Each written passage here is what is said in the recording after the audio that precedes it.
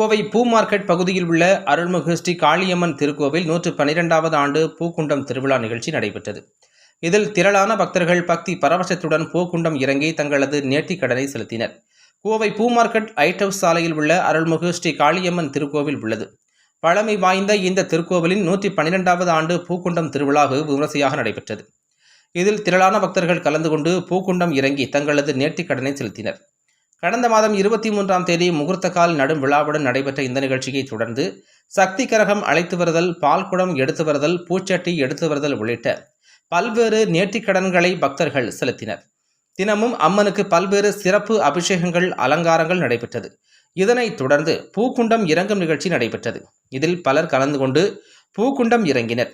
இந்த நிகழ்ச்சிகளை திருக்கோவில் தர்மகர்த்தா பாலசுப்ரமணியம், தலைவர் இலைக்கடை ஜெயபால், செயலாளர் ஜெகதீசன், பொருளாளர் சின்னக்கண்ணன், துணைத் தலைவர் செல்வராஜ், துணை செயலாளர் பலராமன் உள்ளிட்ட பலர் செய்து இருந்தனர் என்பது குறிப்பிடத்தக்கது.